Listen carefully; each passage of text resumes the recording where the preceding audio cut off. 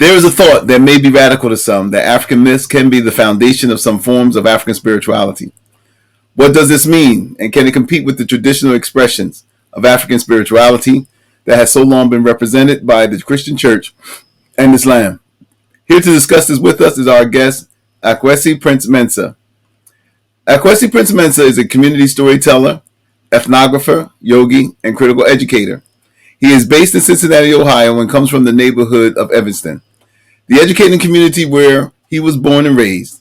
He received his BA in political science from Xavier University from Cincinnati, Ohio, his MA in comparative education from Institute of Education, University of London, and he is working on his doctoral degree at Miami University in Oxford, Ohio. He has taught in the Philippines, Ghana, the UK, and in Cincinnati in elementary schools. His work is centered around using traditional African mythologies as means to promote collective healing for our people and political action for Black youth in the Cincinnati area. Welcome, Prince. Thank you so much for having me. It's a great pleasure to be here. So let's get into this now. So what is myth? Well, yeah, myth, definitely goes in many different directions, and definitely in places where Black radicals, discuss these things.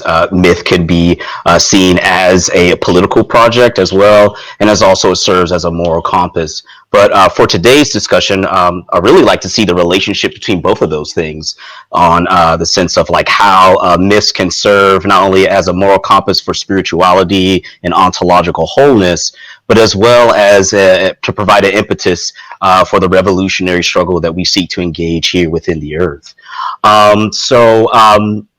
I'm really influenced a lot by traditional African mythologies. And so in my particular work, I like to use myths as a way to help participants to describe what it's like to live within racial regimes such as which we're living in today through the lens of mythological symbols and things like that. Myths definitely have a way of not only making meaning for human experiences just in general, and a lot of them comes through such as folk tales, creation stories and things like that. But there's a code within mythologies that shows specific African worldviews. And if we can extract what those worldviews are that are embedded within those myths, that might be able to create a great political practice in terms of how to move forward, in terms of how we engage in political struggles within racial regimes like ours. Wow, that's interesting. So let me ask you a question, Prince. How did you come upon this as a way of how was you introduced to this? Could you give us sort of like a timeline of your own spiritual journey? Yeah, sure, definitely. I was raised in a very eclectic household. My mother is like a Unitarian, and my father was like one of those like Pentecostal folks and things like that. Even though my parents weren't together by the time I could kind of come to remember like events in my childhood, they definitely helped to shape my own particular worldviews. I grew up predominantly Christian. And I was the poster boy for Christianity, so to speak. But then I had a radical shift, and that shift occurred when I was a junior in college. I had a chance to study abroad in Ghana, and that shift really occurred when I visited the Elmina Castle, which is what I think for me was the one of the hero's journey or the hero's calling, kind of like the climax, I guess you might want to say, towards exploring mythologies. Coming from a Christian background and then stepping into those slave dungeons and seeing a church on top of these dungeons, it really shattered me in a lot of different ways, that I'm still processing, that I'm still asking questions on myself. And I began to realize like what Frantz Fanon and Dr. Frank Wilderson often emphasize, the void, the nothingness, so to speak. And I just realized that I needed to find my own reference to my own quote unquote humanity, so to speak. And I just couldn't find that anymore within the Christian faith. So after I left Elmina Castle, I was hungry to find traditional stories, any kind of forms of spirituality that would sustain me and also contain the trauma, the generational trauma that I felt. Because, going through Elmina Castle, like as many other Africans can explain, you have an experience. And I had a very significant experience. And when I would tell my former church members like what I had experienced, they couldn't relate, and they encouraged me to to back off of it or pray about it and things like that. And I just wasn't having that, at all. I knew what I felt, and what I felt was definitely real. And it just began this course of unlearning, so to speak. So it's like decolonizing. Have like a formative like faith tradition out of that. I don't know if I would consider myself like an agnostic or something like that. But I really found a strong place for me to explore African traditional religions, honestly, through my yoga teacher training of all places. I was the only black guy in my yoga teaching program. It's the Cincinnati Yoga School, based here, of course, in Cincinnati. But what is interesting about this particular yoga school, not only was it the first yoga school here in Cincinnati, but it is quite unique amongst different schools of yoga. So I studied what's called Vishwa Yoga. It's kind of like the universe, like not universal, but more of like the Unitarian form of yoga. So my yoga teacher, Yogi William Brashear, really encouraged us to make our own experience out of our yoga teacher training. And so I approached him and said, hey, like, this is where I'm at. I really like to ground myself in these traditional spiritual systems. And, how do you think that's going to work? And his eyes lit up and he said, hey, you do what you have to do. So the Sri Aurobindo is a school of thought. Isn't really talked about a whole lot. In fact, some people would say that he is the Malcolm X of yoga. He was a decolonial yogi. He was trained in Western philosophy. And of course, he was a colonized subject as well, being in colonized parts of India. And he basically formed a synthesis between how to emerge and also connect different schools of thought out there in the world into one. He's like an integrationist, not integrationist, but yeah, integrationist, but not in terms of like, civil rights or whatever, but in terms of thinking about epistemological systems as being all one, as also expressing the same things through different faces. And so there was room to explore those explore African spiritualities within this particular school of thought. And so within that, we studied, or at least I studied, a field of psychology called depth psychology, which is very different from the Freudian model, which kinds of looks at the ways in which how the collective conscious and the collective unconscious of our species are essentially the same. And the more I started kind of digging into that, I was like, oh, okay, well, this explains why, all religions kind of talk about the same things, because the psyche is kind of like constructed in the exact same way. But when I was doing some more of my own personal research in my yoga teacher training, I came across this book, The African Unconscious, by Dr. Bruce Bynum. And it was funny, he was actually on Dr. Ball's show, and I was really excited, to definitely watch that show. So long story short, what I gathered from that book and how I integrated that in my studies is the fact that amongst African people, we have a strong imprint on the collective conscious and the collective unconscious of our species here on this planet. That is to say that if African people were the first people to evolve on the planet, and therefore they were like the first ones to conjure certain dreams and symbols and things like that. And the more human beings began to leave Africa and then begin to go to other places across the globe, that African unconscious began to carry itself wherever human beings went. So we seem to have a strong root, I think. If what Dr. Edward or Bruce Bynum is saying is correct, what I think is correct is that all of these religions that we see across the globe are really are expressions of the first people who evolved here to begin with. And a lot of times when I have conversations with some of our organic scholars who might say, well, there were pyramids in Central America, or there were pyramids in China. Black people must have gone there and taught them how to do that. Well, I would like to disrupt that and say, like, really, they didn't have to do that. They're simply are expressing these mythic symbols that were already embedded within African people by the time that they arrived, anyways.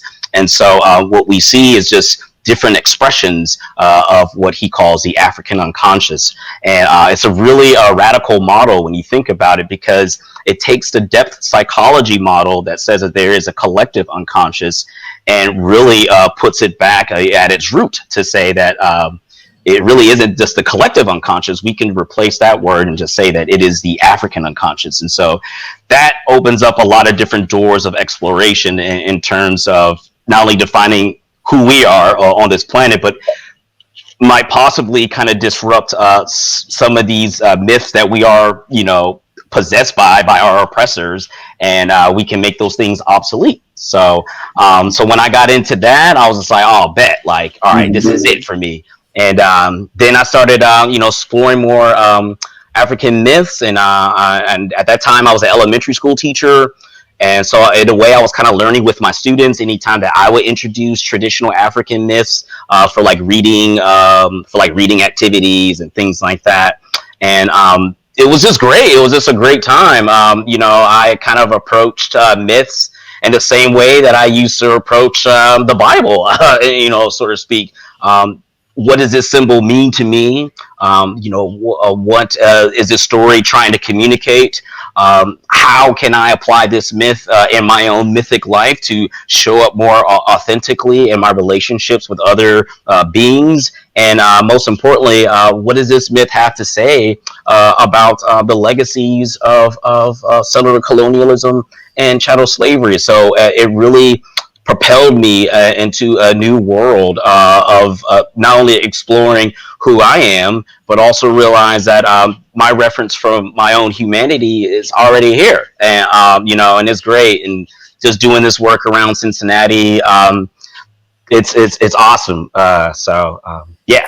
It's something that you said too, Prince, that reminded me about the importance of myths, because when you just stated about people who explain the appearances of pyramids in different parts of the world, and they make the assumption that black people must have been there to show them this technology. Right. And you stated that no, that this technology already existed in the people that came from that went there, because of its rootedness in African science and African thought. I was thinking about the myth of the Tower of Babel, which we're all familiar with that. And the myth that states that how humanity was one and they all came together to embark on this project, and that the creator, saw that would be a problem, and that he dispersed these people, causing their languages to be different in the process. The reason why I bring that up, because that basically backs, kind of lends support to your theory, because the people who were there, they must have all had knowledge of some kind to contribute to this project. Then the myth says that they dispersed throughout the earth. So that doesn't mean that they lost whatever expertise or skills that they had. They just took that with them wherever they went. So I kind of, I kind of felt that I thought that was interesting. Another thing that I think that I would like to talk about, and something that you hit upon, is this whole because I mean, like you, I grew up in the church also, and this tendency of outside religions, or Mm. that didn't originate in Africa, that have been brought to us by conquerors. Let's face it. Um, um, Labeling everything about African spirituality and thought as being somehow dark and demonic. Do you want to? Could you talk about that a minute? Yeah, definitely. Man, I have stories for days, on that. But ultimately, though, well, there's a couple things, right? Like I had to understand that spiritual life, under religions outside of Africa, is definitely like spiritual life within coloniality, and that took a lot of unlearning, to definitely to undo, sort of speak. And I think because what coloniality is, it like how Cedric Robinson describes it is actually like a cage, but it is also a frame for how we interpret our world, and that frame is outdated, is barbaric, and it just essentially isn't true. So I think that what needs probably to take place is to how to develop a framework to begin looking right at African mythologies and African spiritual systems. Yeah, so that that within itself is definitely a process of a learning. Now, this is where I'm just speaking for me, where it might be very different for most people. I am kind of very like I need things to be like intellectually kind of brought down. I need to kind of think of things in theories or whatever. Yeah, I could just kind of jump in and be like, oh, okay, I know what this is, but like I could approach like certain myths and say like, oh, it's this and that, but not kind of like realizing that Right. maybe there is some, maybe I still have that colonial lens kind of set up. So at least for me, or what the depth psychology model does for me is to help me to make sense of these myths in a way that I don't kind of fall into the decolonial trap or the colonial trap or the demonic trap and things like that. So, in depth psychology, what they argue is that just as much as our bodies, right, we have our own physical bodies and our bodies kind of evolve, the psyche itself is a body. So, if the psyche is a body, its organs would be these things called archetypes, right? So within these archetypes, there essentially are organs of the psyche to help us as conscious beings to make sense of the world, right? So I don't know if that's like too much or whatever, but No, it's fine. yeah, oh, okay, cool. So so in thinking about archetypes, there are essentially are response mechanisms within our psyches to drive us to live in this physical world and in ways that are to help us to survive. So you know, gosh, just like so many different archetypes that are out there. So when I look at particular like African gods or look at certain African spiritual symbols, I see those as archetypal expressions of the psyche, right? And so and it becomes very easy for me then to engage with these particular gods or to engage with these mythic symbols because within it is a code for a human experience, a code to how to have a balanced response to the outside world. So, so case in point, like long story short, right? I follow the Akan spiritual systems. Mm-hmm. Being in Ghana, that kind of made more sense, right? But I really start falling in love with this one particular mythology that is told in Ghana. It kind of reminds me of the story of Job. It's called The Quest of Kwesi Bonofo. Kwesi Bonofo was an orphaned son who received all this inheritance after his parents died, and he, bought a plot of land, he got married, and he had kids. But in one fall swoop, he fell upon this tragedy and he lost everything. And he kept doing it again and again and again. And he bought land, got married, had children, and then his kids died. So this happened like 7 times to him. And so he got really frustrated with life, and he decided to dig a hole to meet the Queen Mother, or the Mother Earth Goddess, Yasasi, right? And when he approached Yasasi, he said like, "Hey, everything that was taken away from me, I want it back. Like, this isn't fair." And so the Mother Earth Goddess gave him some grace and told him to cross the river, which is like kind of like underground. And when he went there, he saw everything that he had lost: his property, his children, his wives, and they all kind of circle around him and told him how much they loved him and they cared about him. And then he cried a whole bunch, and then the Mother Earth Goddess had resurrected him to come unto to the outer world. And then he started all over again. He bought his land, he got married, had his kids, and it was great. And so as I was thinking about this, I was moved, right? And that's an archetypal response, because that's what's supposed to happen. Right? Like, your psyches are supposed to respond to certain things. And so I was deeply moved. And a little did I know that, that this myth was speaking to a particular wound in my life, so to speak. And the moral of the story, at least for me in my own mythic journey, is that the thing that Kwesi Bonofo didn't do, that he didn't grieve. He never took the time to grieve when all these things were happening. And then when he was conscious of the things that he had suppressed, the Mother Earth Goddess had lifted him up. So for me, Mother Earth Goddess Yasasi, is my mythological mother. That's how I approach it. And my mythological father is Oyame. So I have mythological parents. So no diss on anyone who's a Christian, practicing Christian in a mythic sense, but it's kind of cool to have two parents instead of having a single sky daddy up there. Like, you know what I mean? I'm not, I don't know that kind of thing. No, I mean, you're so right. Pardon me, I love that story, because what I'm thinking about, Prince, is the way that myth allows us to view each other. For example, how that myth have us relate to black women, and Yeah. the nurturing and caring part of black women, the protection Yeah. of black manhood, something that we don't get, that we haven't gotten in the interruption of our development by the transatlantic slave trade and by the invasions of outside cultures. And that brings me to this point too, because I'm glad that you started with that story, because now we come to where you are and the work that you're doing. And how do you feel that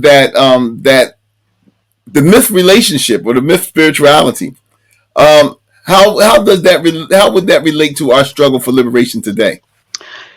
Yeah. Well, I had to refer to Cedric Robinson's book, honestly, for that. And basically, in a nutshell, one could say that the Black radical tradition is indeed a form of a myth, right?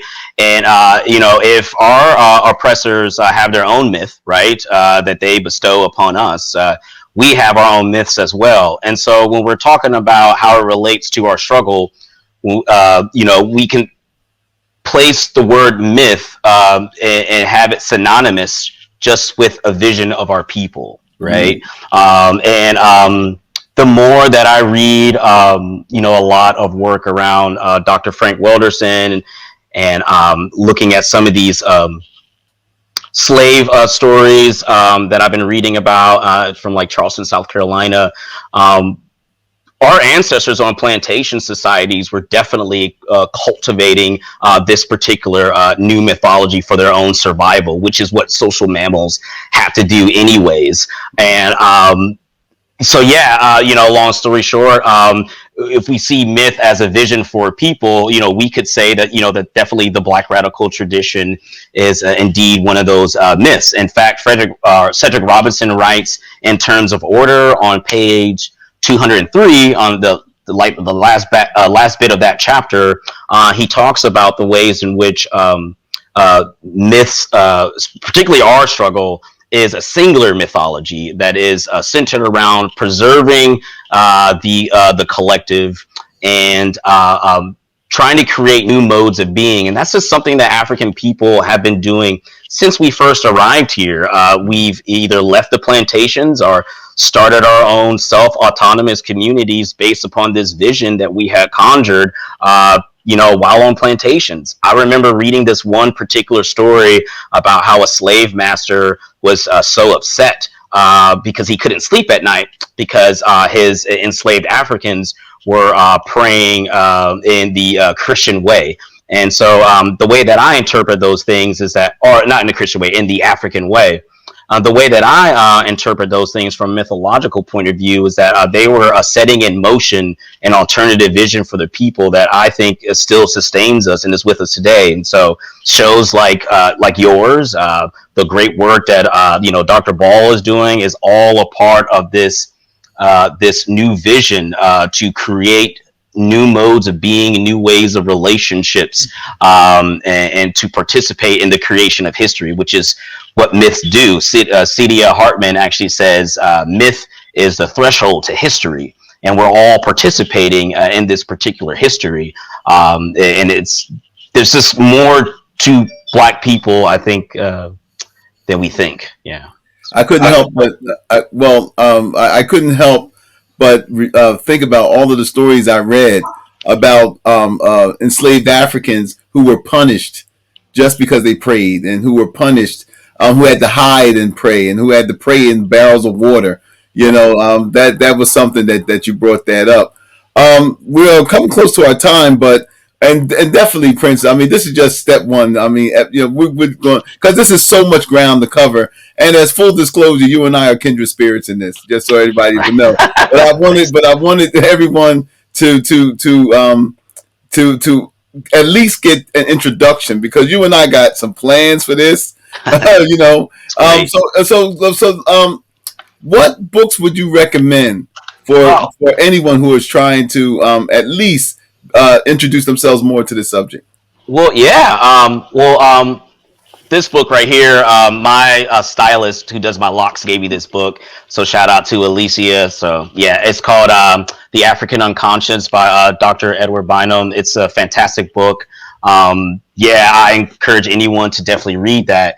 And there's this other book too that I just started. It's written by Asar Imhotep. He's a young brother who wrote this book. It's called the Bankala of North America, Living Sons of Vitality, a new name for African Americans. So he's also kind of, maybe unknowingly, right, is engaging in mythological sense, using the African cosmogram as a way to kind of root ourselves in our own identity. So in this book, he argues that the mythic symbol for African people within North America is the sun. Essentially. And so it gets really deep in there. I encourage people to watch or listen to that or read that. He has a great YouTube page, and he's worth probably having on a show, to be honest. And then, of course, this is one of my favorite books. It's called Ushaba. Ushaba is definitely like a mythological book, but kind of like what War and Peace is for Russians, Ushaba is for Pan-Africans. And so it's essentially it's a book about how African worldviews are clashing with European worldviews in apartheid South Africa, and it's told through traditional Zulu storytelling. And one of the common mythological symbols that is used all throughout the book is the Dakinga wheel, or the African medicine wheel that is, found throughout all Bantu civilizations. It's a fantastic book. You can't go wrong with Terms of Order. This is from Cedric Robinson. Of course, he doesn't kind of get into the spiritual things, but if one wants to understand how myths work in terms of how it informs our socialization, how it creates social structures around us, this book is key. And then, of course, Yurugu. I like this book a whole lot because Dr. Ani, what she does here is that she takes Dogon mythologies as a lens for critique against Western thought, and so it's just really fantastic stuff. So um, it's great. Like it's I just feel like I have a home, and all these pieces of Well, literature. you So definitely have a home, brother, and I know that you and I spoke about having a book club, and hey, look, they say you begin a community with two people, and that's one of the Christian traditions and other traditions. okay. So I'm over here looking at my producer because every time I got something to say, I always look at her. But anyway, I know it's bad form, but look at this though. Is that But look, we're going to get that book club together, Okay. and so we invite members of our audience out there that if you want to become part of this book club, we will be having information out there pretty soon. Prince, is there any contact information that you want, or any organizations that you want to shout out? Right. Gosh. I just really just want to shout out the Black Male Healing Circle that I helped to facilitate around here in Cincinnati. The peace movement. There's a lot of great young Black brothers that are really trying to wake up mythically and as well as like politically. I just want to shout out to all the Africans here in Cincinnati. They've all been helpful in my own development, and it's just great to kind of give back to them. And I just want to shout out, honestly, Black Power Media. I mean, dang, like, yo, y'all was killing it. I mean, I'm learning more from y'all than in my doctoral program, for real, for real. I mean, another thing I really want to shout out too is really quickly is Dr. Achille. Aile Chile, her thing on modernity. I think that that's worth checking a look out for anyone else. I'm a big fan of that kind of work, and so I can't wait for her book to shout out, to come out. So yeah, that's pretty much it for me.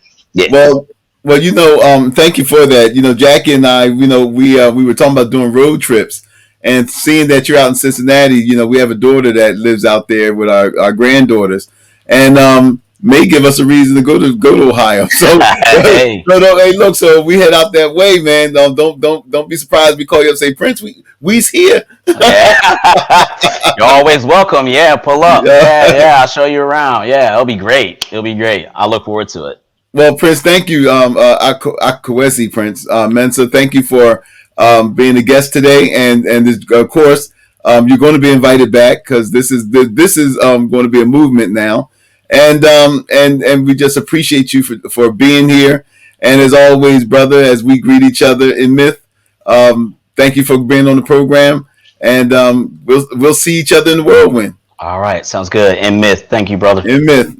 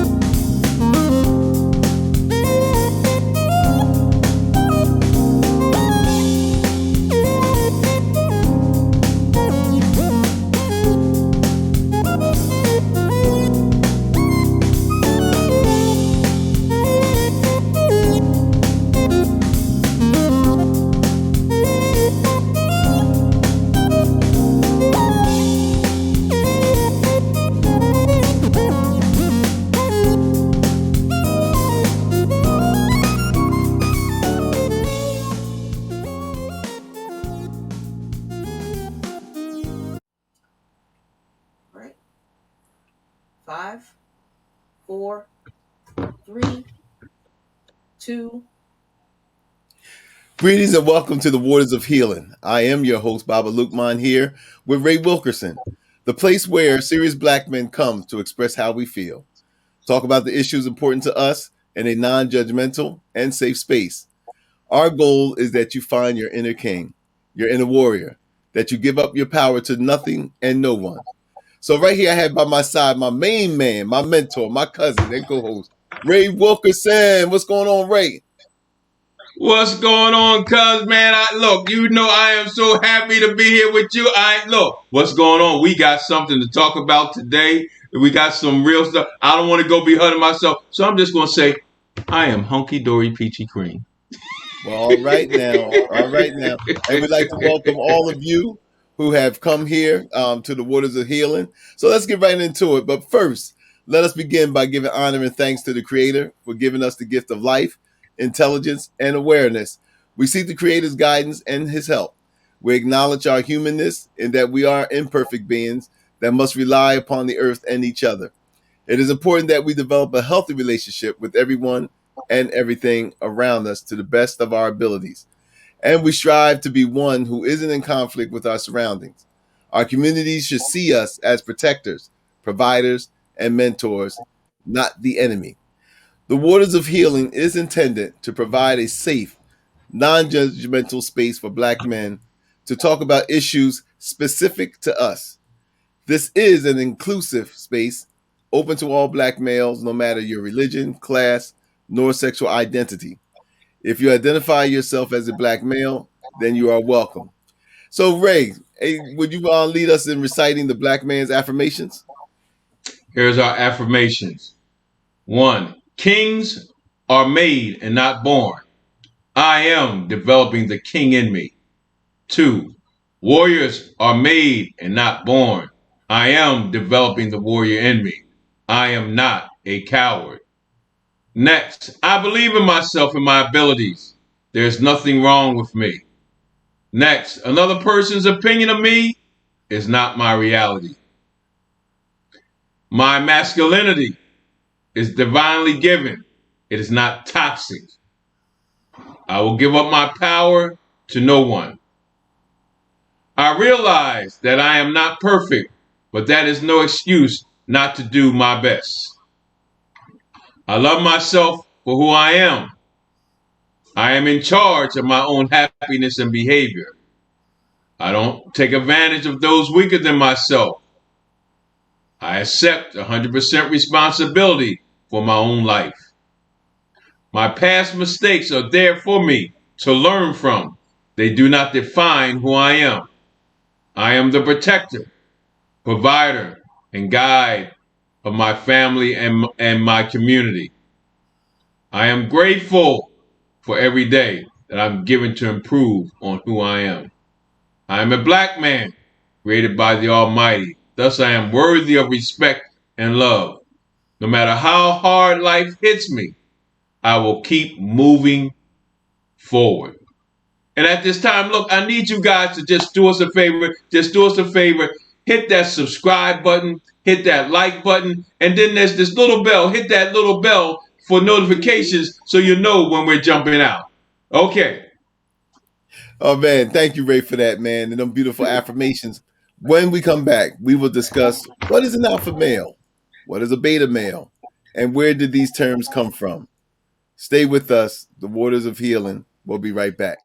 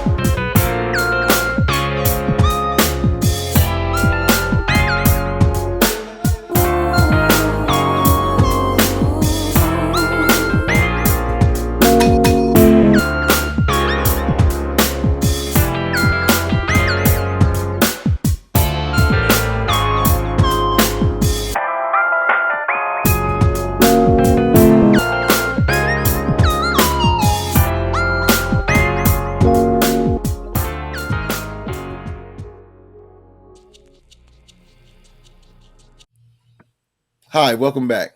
There have been a lot of conversations in man space when it comes to defining what and who a man is.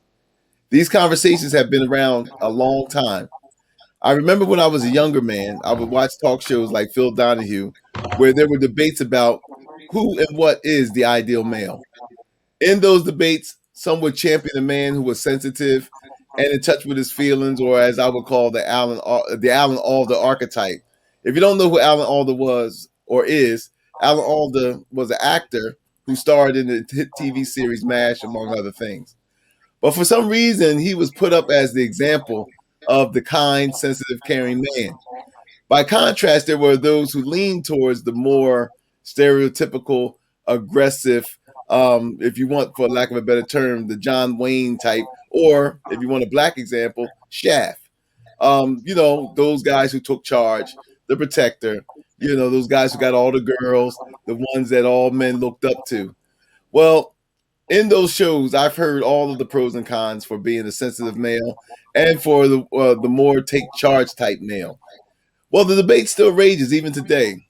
Perhaps you've heard terms like bad boy, simp, the sissies, and other terms used to define the different expressions of masculinity. If you search YouTube today, you will find plenty of videos dedicated to the same conversations. How to be an alpha male are the most popular. What is an alpha male, and why are so many of us men obsessed with being the alpha male? Well, what is the definition of being an alpha male? Well, essentially, according to most sources, an alpha male is the leader or most dominant man, either mentally or physically, in any situation. The beta male, on the other hand, is the male that's below the alpha male or the second in command. And an omega male is the lowest ranking male. Since women are more attracted to alpha males than any other type of guy, if you're not an alpha male, then you are less attractive to women than you could be, or so as the theory goes. One thing I want to point out right away is that being an alpha male is not about being a bad boy.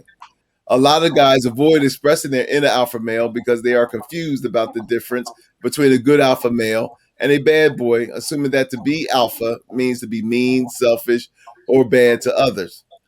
So to help clear up that confusion, let's take a look at the difference between a bad boy and a good guy alpha male. Now, these terms that I'm talking about now, this is the definition that we are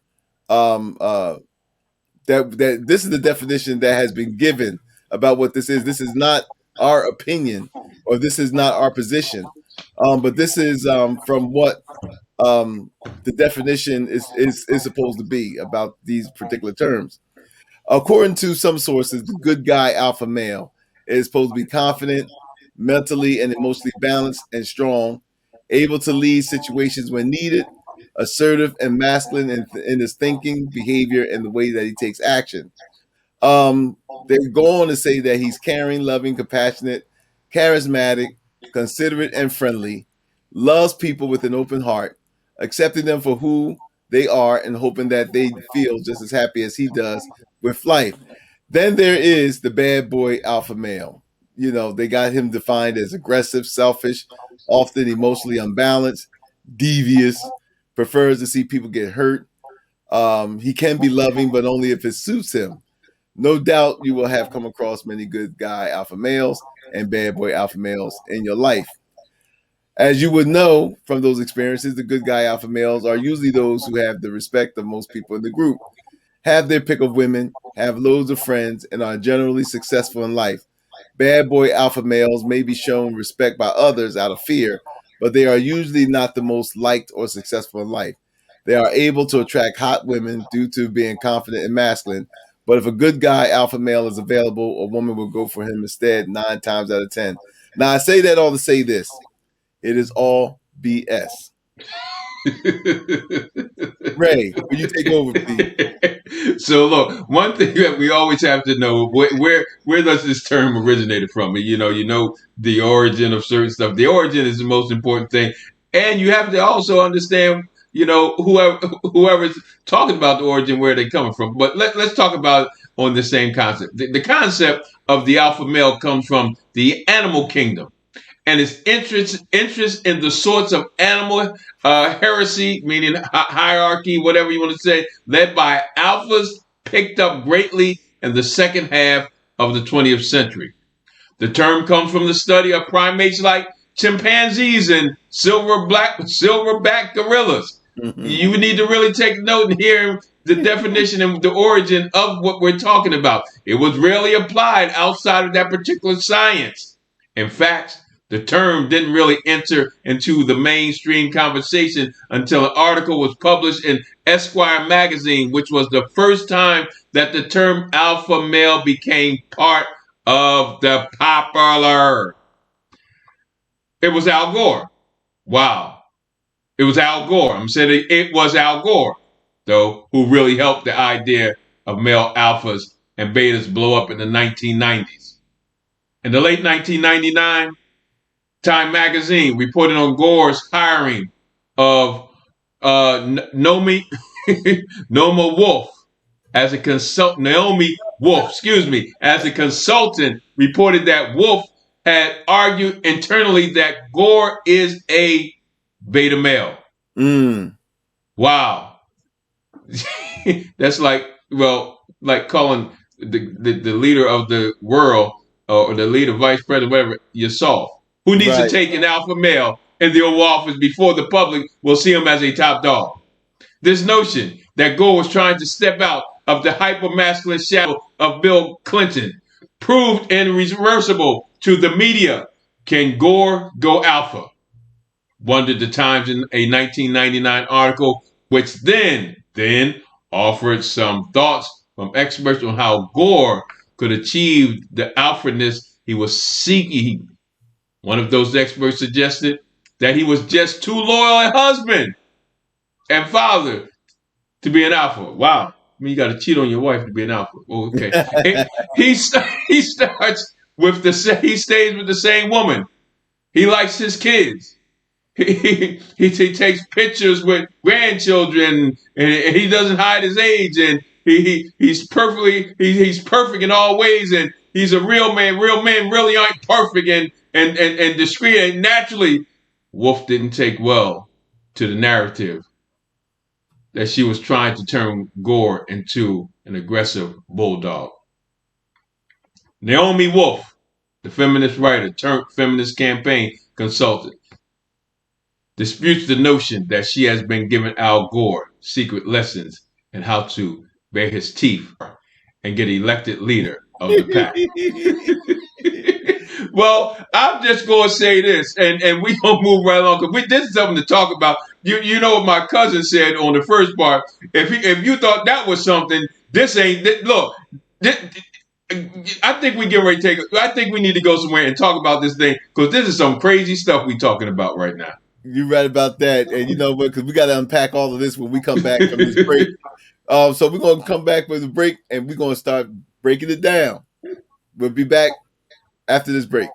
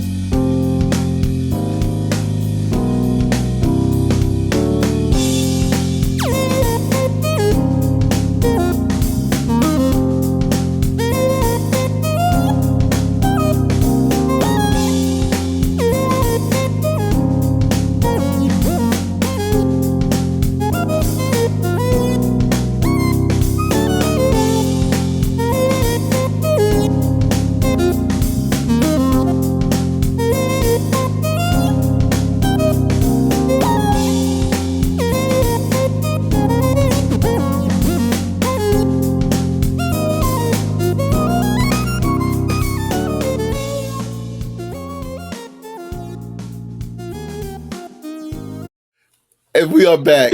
Welcome back to the Waters of Healing. Man, let me tell you something, Ray. I mean, man, now we about ready to unpack this thing now. Now, why this topic? I'm gonna tell you why, right?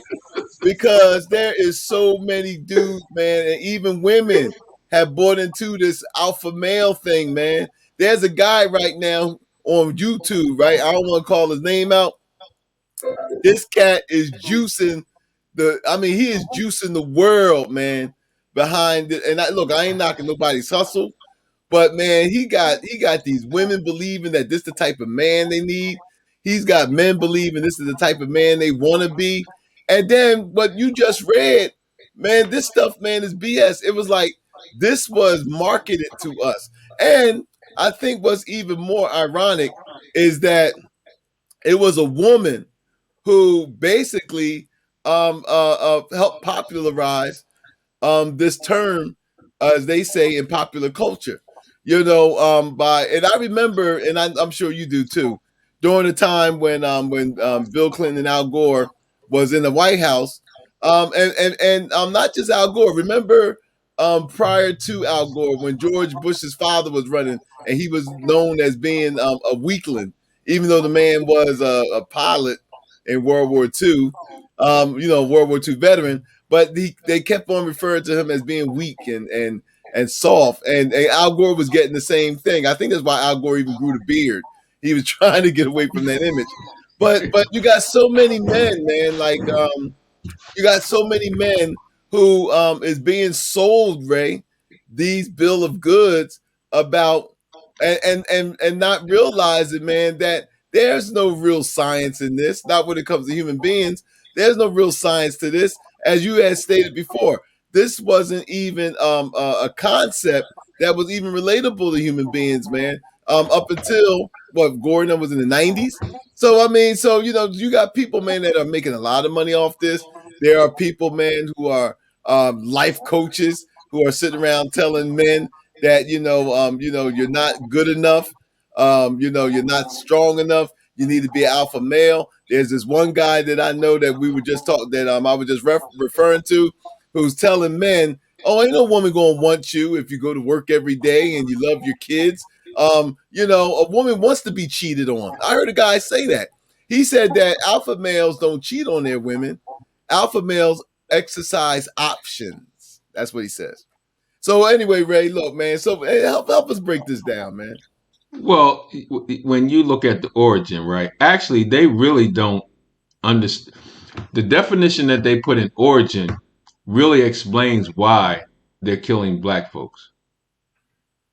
It explains why they're shooting black men. When you look at it, when you think about this, When they first came over to Africa, they identified us as gorillas, baboons, chimpanzees. Mm-hmm. Okay? They said we were when we were over here 1/3 man. We were property like animals. Mm-hmm. So when you think about it, people are scared of gorillas. I'm just stay with me. I'm just unpacking this thing.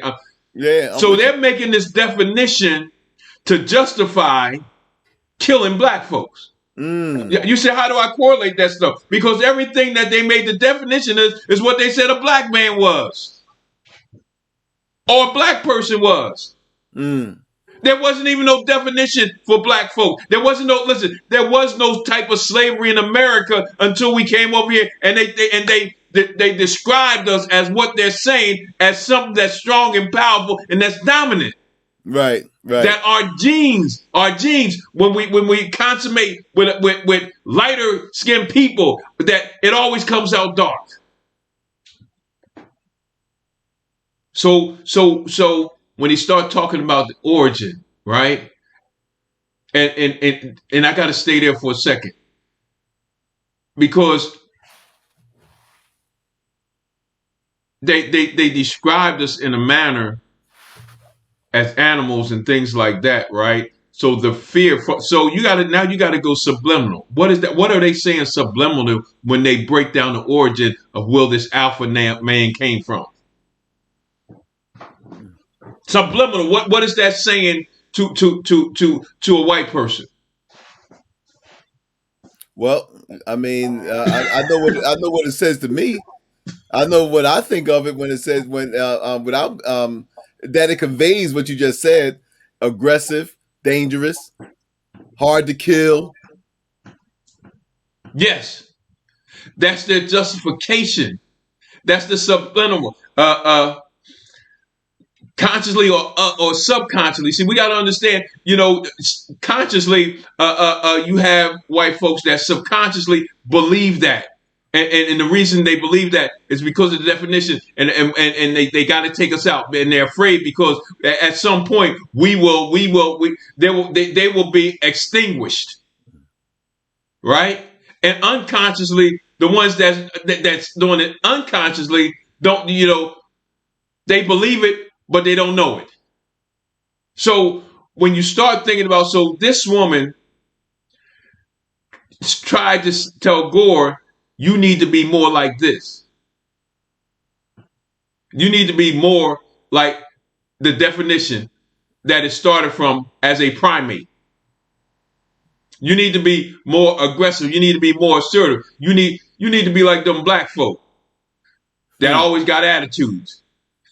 That when you that always they ain't afraid of you. You need to be like that so you can identify with those black folks so they can vote for you. See that when you say where you getting all that from, man? Hey Ray, remember on the street though? Just to interject. Remember on the street when a dude used to get all riled up, we say, "Oh, now he turned into a gorilla." Yeah. Yep. Look. Watch this. Think about this. Now, I want to use this analogy, and I'm gonna use them. We come from all black high schools, right? We used to play suburban high schools, which most of the majority was white, whose education system was better than ours. Right. But whenever we went to their gym, or whenever we went to play the football game, whenever we went to their school to play a game, we knew when we stepped on the court or the field that we were better than them.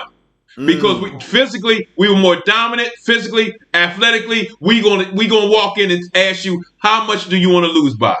Right. We knew that. We also knew win or lose, if you wanted to go physical, we were more dominant than you. So when you understand this alpha thing, right, and you really unpack their definition, right, we don't identify ourselves as gorillas. We don't identify ourselves, but what what they have done was they used that definition to frame or to justify our behavior and attitude that they're afraid of. Ray, I was thinking about what you were saying, and I was also thinking about the points of how it's been marketed to us, right? We see now that this isn't rooted in any science. This isn't rooted in any kind of, like you were just saying, like it's not rooted in any science, in the way that it holds any truth in it. And so it was marketed to us, man. And then I'm thinking about, and I like for us to dwell on this a little bit. I'm thinking about how this whole concept of the alpha male, right? I thought it was ironic that a woman, a feminist, would basically like blame Gore for being a decent guy. It's like, oh, he doesn't cheat on his wife. He takes pictures with his grandkids. He doesn't hide his age.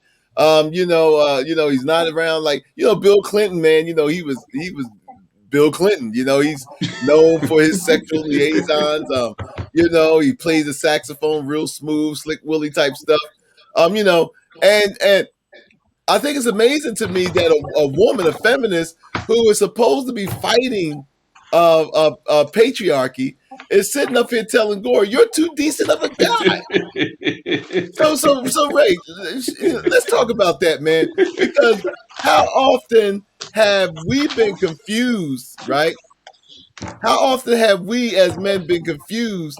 Because I mentioned in the earlier, in the beginning of the show, about the earlier debates that I remember, about the Alan Alda type, the sensitive guy, the guy that listens to women when they talk. This whole guy who was in touch with his feelings, and he wasn't John Wayne. He wasn't the type of guy that would punch you first and then, and just leave it like that. He wasn't the type of guy that would just swallow his feelings and not express how he feel. This Alan Alda type guy was the type of guy that women claimed they wanted. The type of guy that men were being told was like, the ideal male. Now here it is. We found out that not too long after that women were turning against the Allen all the type. People were turning against the Allen all the type. Then we get into this. He was too sensitive. He was too soft. Then all of a sudden now we're looking at this alpha male terminology, and the beta male was supposed to be the second in command. And now again, women are now used as determining factor. Oh, women don't want the beta male. He doesn't want the omega. She doesn't want the omega. She wants the alpha. Yet, all these kids that's being born on this planet ain't being fathered by just alphas. So so we're looking like there is and then look at the destructiveness, Ray, of because I'm trying to tie this in too, like you were saying. But look at the destructiveness of how this been packaged and sold to us as ticking time bombs. Look at the hypermasculinity in hip hop. Which wind up seeping into real life when a lot of young people was imitating a lot of stuff that they heard on the record. They were imitating a lot of these so-called gangster rappers, and a lot. And let's not just leave it with black kids. Let's look at some of the punk rock music that was hyper masculine and all this other stuff where that the gothic thing and all this other thing that led to a lot of males believing that they had to dominate, and so what do you think about the way that this marketing to us, because we know it's BS now because you gave us the history, so we know it's BS, and yet here we are living with the legacy of this marketing ploy, ironically, made popular by a woman. Well, maybe that's not fair to say, but I would say that's made popular by the media. Let me put it that way. That's more of a correct thing to say.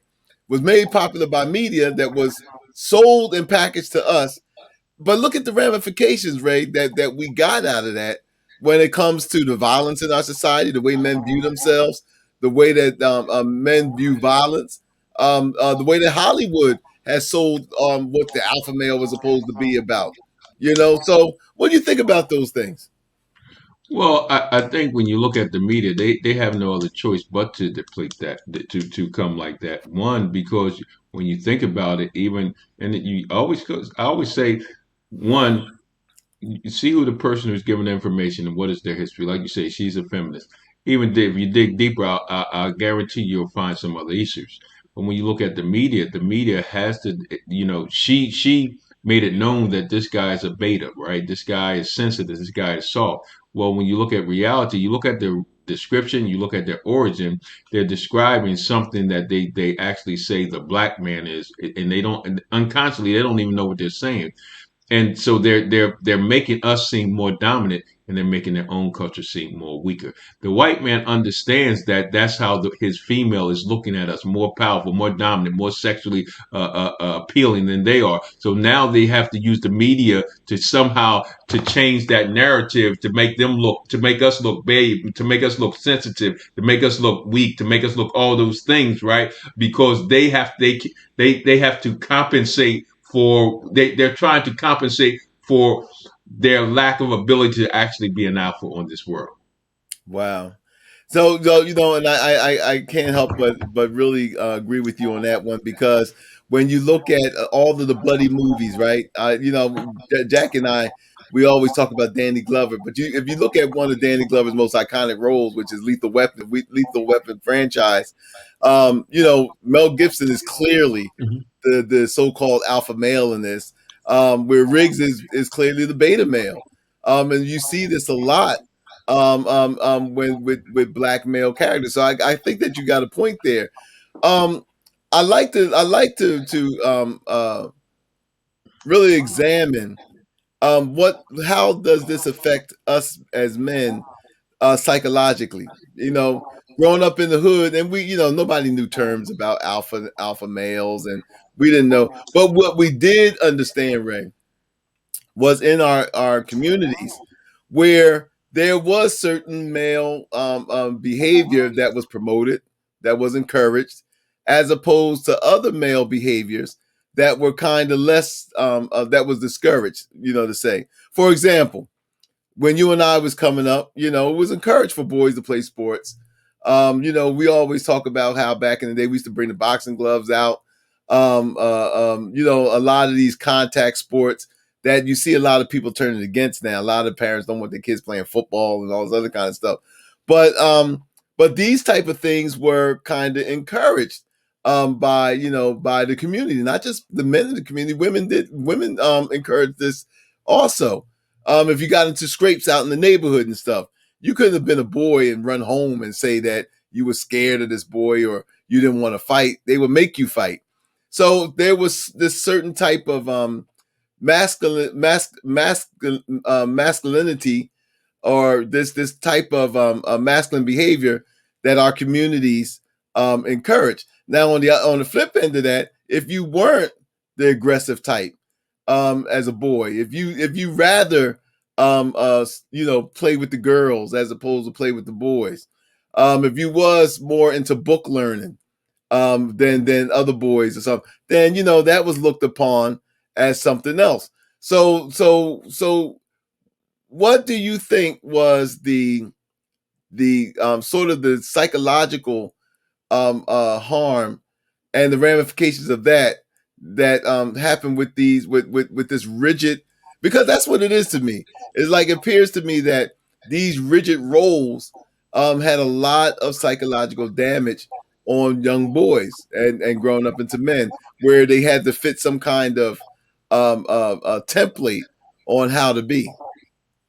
So you really had, us coming from the north. I think our generation, uh, we really had no ties to the South. I mean, when you look at it, we were really, our parents, grandparents came up from the South, and I consider us, we might go down to the South to visit, but even though they had the separate water fountains and all that stuff, we didn't grow up like that. We didn't have to sit on the back of the bus, and we chose to sit on the back of the bus because we had a choice. So, and then you got to look at this narrative. You got to go back to what Dr. DeGruy said a long time ago. So the black mother had to carol down on that son. She didn't want that master to know how strong he was, how smart he was, because it caused the possibility that he could get sold. When you look at, she gave this example. This one white lady had her son, and the black lady, two sons. They grew up together, and they was real good. And they was getting these awards. And the black lady said to about the white lady's son, they said, "Oh, your son Stephen is so great. He's doing so good, and this and that, this and that. Oh, I know you're just so proud of him." And then she said about Jamal, she said, "Well, Jamal is just like my son. I think he's smart in those areas. He does this and that." And her response was, "Oh no, he's all right. You just don't, child. You just don't." Because our psychological thing as a woman, they were meant to teach our boys not to be forefront, because there was a possibility that you could be sold. There was a possibility that you will be in the forefront and you will be a target. So the psychological thing came from a place where we really look at that stuff. But when you start looking at now, when you have people who are originally from the north, our thinking and concept has changed. If you notice, the younger mothers, our ages, my mom, she came from the South at 18. Mm-hmm. So even though she was there 18 years, but she was able to change that way of thinking when we was in South Canada, when we was in the pride. Boy, if you don't get out there and fight, Right. That's right. opposed to when we went down south, well, you need to be quiet. Right. You see what I'm saying? So when you look at that narrative, it's something that we as individuals have to look at. So that narrative is changing now. So you can see why the teachers are scared of the young people, parents are scared of the young people, but the young people ain't scared of nobody. Mm. So when you look at little black boys now, psychologically, let me tell you something. Think about it. You can look at a nerd right now who looks like a nerd, and he even got heart. Yeah. The young kids in college, the young boys in college are getting A's and B's, but ain't afraid of nothing. So when we start looking at it, that's it. So we got to come from that perspective of, the narrative is changing now because we have a different mentality. Even though a lot of times, even though with a lot of kids, young boys are being raised in single families, but it doesn't change the fact that they're boys, right? They're boys as well. So no matter how the mother says you need to do this, you need to do this, the environment now at school, metal detectors, all this stuff. You could be afraid, but you can't be afraid. You know what I'm saying? So I think psychologically now, we especially with our young boys, they're knowing that they're being taken out. And watch this. Think about this. I'm not going to be scared, and I'm going to be dominant. And I'm going to take it. Anytime you see young kids, guess what? I was watching this video, and the police pulled this young boy over. This young boy was talking to this cop like he wasn't a cop. He said, "Man, get away from my car. What you stopping me for?" So so now the media has to depict us as this, and this, but the white media has to do something to change the narrative that white people are tough too. Look at the Republicans. Democrats are soft. Those men are soft. Republicans, they play hardball. So when you look at that, so now think about this. Think about this. They got to change the narrative to make the white man feel like he's an alpha, that he's dominant, and this like that. Think about it, and it's working. Why? They went and took over the Capitol building. Yeah, Trump. Trump. And a lot of it was bluff because Trump tried to present himself as this alpha male and all this stuff, and you see that when it really got down to it, here they all snitching on each other now. But I do believe that there, in this term, and Jackie and I had did a show earlier today where we were talking about the redefinition or redefining, a lot of terms, especially in this world that we live in today, where the gender roles and everything that we've grown up with is changing into something else, and is being redefined, and old terms are being deconstructed and reconstructed, and all these kind of things. Now, for old war horses like us, I do believe that that the physiology of men is there for a reason, and I do. I mean, me personally, I won't call it alphaness, but I do believe that men were meant to that men are better suited, physically, and in a lot of ways to be protectors and so much providers. Now, maybe some people might say that might be patriarchal, but I would put it this way: is the fact that I do feel that we need to abandon these type of terms like alpha and beta, because if we're trying to have a decent society, Ray, if we're going to have a decent society, I don't see a decent society where men are being told that you're weak if you treat women nice. I don't see a decent society where men are being told that if I take pictures with my grandkids, or if I love my family, or or if I'm just comfortable with the way that I look, that I would rather have peace than to go to war. That somehow that makes me a defective male, and that no woman wants to mate with me. She don't want to. She doesn't want to carry on my DNA because I'm a decent guy. The thing that nice guys finish last and all this other kind of stuff. I think that these terms, man, that's been sold to us have been very destructive. I think that it's, first of all, we know that these terms are wrong. They have no place in a modern civilized society. They never had a place really, but they definitely don't have a place in a civilized society. They don't have a place when it comes to um, uh, um, uh, um, building community. You can't have a bunch of guys who are walking around thinking they're alpha males, running out through the community, and think that they and and think that community will have harmony, or be able to organize around certain principles and stuff like that. So I think that these terms are archaic. They need to go. I think that as men, we need to start to really develop our own personal abilities and talents, and there needs to be with men too an understanding that there isn't. And I really credit women for this. I credit that the women's movement, for the most part, have done this with women, and I think men need that because if you look at it, Ray, there seems to be, and women could bear some responsibility in this, and the culture is the fact that where women have been liberated to a certain extent from gender roles, there's still this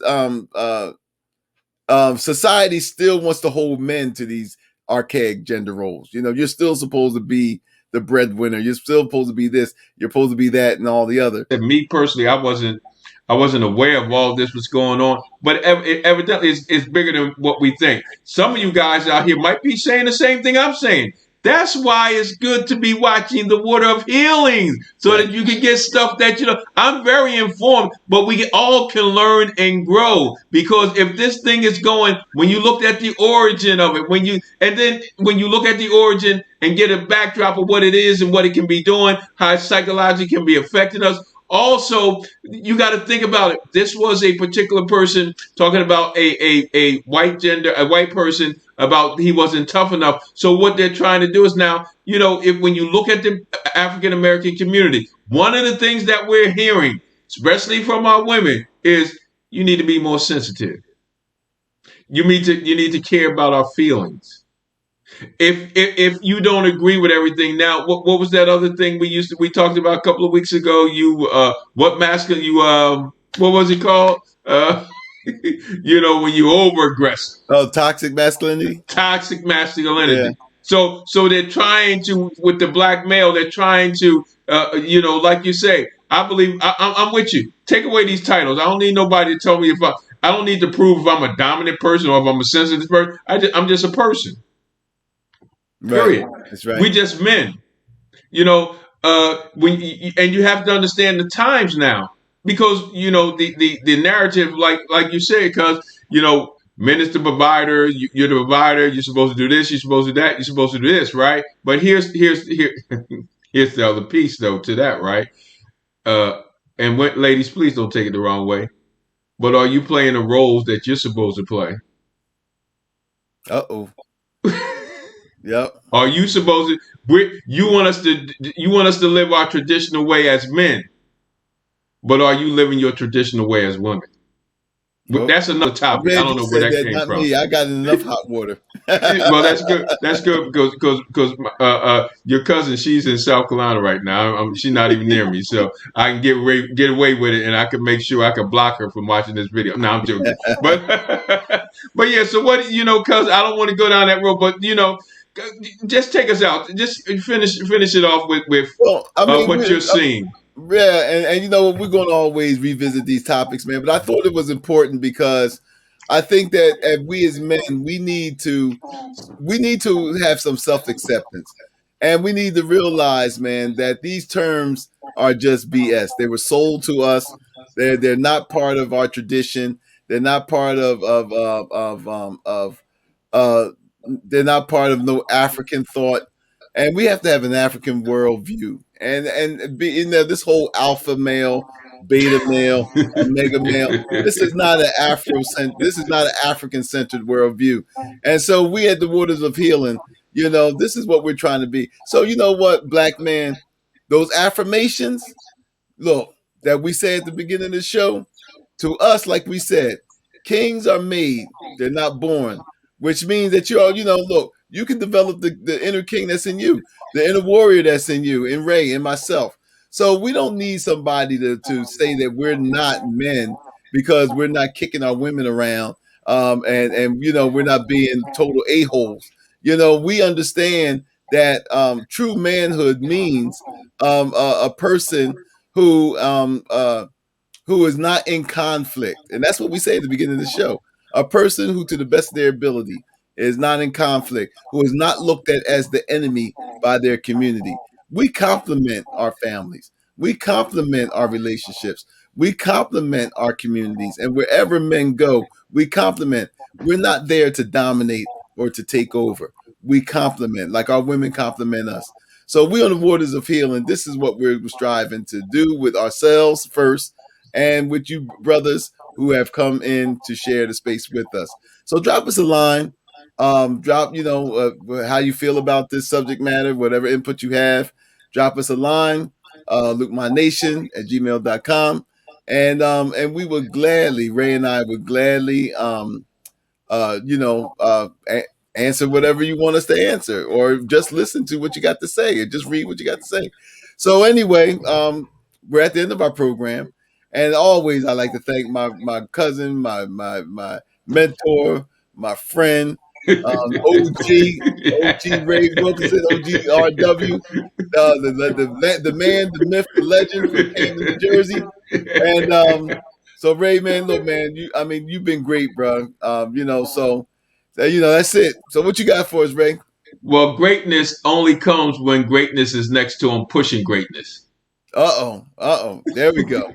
So I'm That's going to right. just leave y'all with this. It's a young man in Atlanta. He always say this. His name is Black Socrates, right? AKA Montoya Smith. I just want to leave you with this. All we ask is that you think. All right. So anyway, we hope that you enjoyed this episode of the Waters of Healing. And we'd like to thank you for showing up. And a special thanks always to our producer, Jacqueline Luqman, for her Woo, woo, woo, technical woo. expertise. That's right. Behind Loop, every great loop, loop, man, loop, loop. there is a woman, right? Right? Behind every Yeah. great man, or in this case, behind every great man, there's a woman. So thank you, Jackie, for your technical expertise. Till next time, Black men, we love you, love each other, but most of all, learn to love yourself. We're out. Peace. Peace out.